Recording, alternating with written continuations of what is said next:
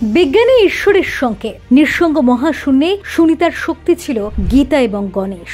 নিজের ভক্তি আর বিশ্বাসের জেরেই সুস্থভাবে পৃথিবীতে ফিরে আসতে পেরেছেন সুনিতা উইলিয়ামস। বিজ্ঞান ও ভগবানের কাছে মাথা নত করতে বাধ্য। জানেন ভগবানের সাথে সুনিতা উইলিয়ামসের এই যোগসূত্রের কাহিনী?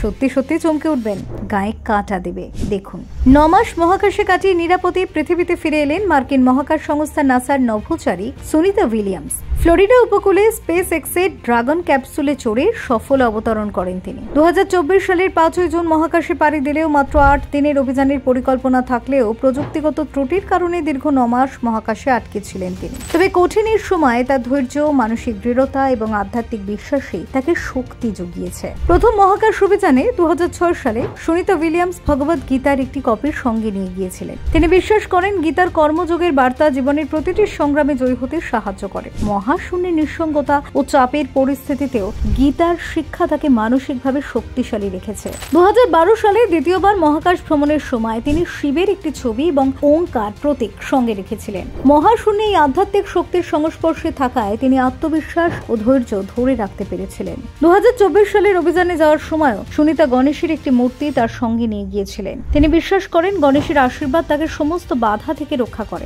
মহাকাশযানের প্রযুক্তিগত ত্রুটির কারণে 9 মাস মহাকাশে আটকে থাকলেও গণেশের প্রতি তার বিশ্বাস অটুট ছিল। তিনি মনে করেন গণেশ তার জন্য সৌভাগ্যের প্রতীক এবং সব প্রতিবন্ধকতা অতিক্রমের শক্তি। সুনিতা উইলিয়ামসের পৈতৃক গ্রাম ভারতের গুজরাটের গান্ধীনগরের কাছে ঝুলসান। এখানে অবস্থিত কুলদেবী দোলমাতার মন্দিরের প্রতি তার অগাধ বিশ্বাস। প্রথম অভিযানের আগে তিনি এই মন্দির থেকে প্রসাদ হিসেবে একটি চুনারি নিয়ে গিয়েছিলেন। মহাকাশ যাত্রা যাওয়ার আগে তার নিরাপদ প্রত্যাবর্তনের জন্য গ্রামে দোলমাতার মন্দিরে টানা 9 মাস ধরে বিশেষ প্রার্থনা চলেছে। মন্দিরে অখণ্ড জ্যোতি প্রজ্বলিত করা হয়েছিল এবং তার নিরাপত্তার জন্য ধারাবাহিক প্রার্থনা করা হয়েছিল। সুনিতা উইলিয়ামস শুধু একজন বিজ্ঞানী বা মহাকাশচারী নন, বরং তিনি আধ্যাত্মিকতায় বিশ্বাসী এক সাহসী নারী। মহাকাশে নিঃসঙ্গতা এবং প্রতিকূল পরিস্থিতিতেও তিনি আধ্যাত্মিক বিশ্বাসকে শক্তির উৎস হিসেবে গ্রহণ করেছেন। গীতা, গণেশ, শিব এবং দোল মাতার প্রতি তার আস্থায় তাকে বিপদের মুখেও মানসিকভাবে স্থির রেখেছে। মহাকাশ অভিযানের কঠিনতম পরীক্ষায়ও তিনি আধ্যাত্মিকতার মাধ্যমে নিজেকে শক্তিশালী রেখেছিলেন। প্রসঙ্গত উল্লেখ্য,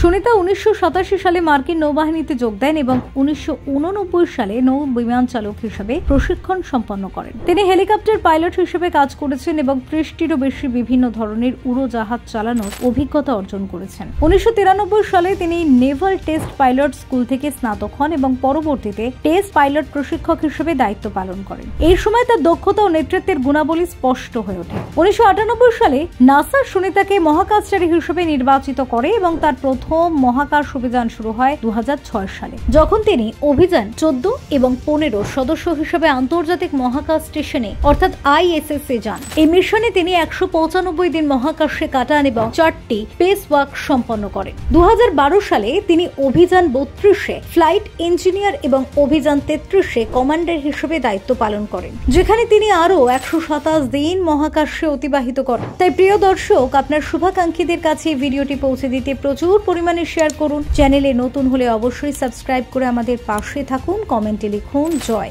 সনাতন ধর্মের জয়। ধন্যবাদ।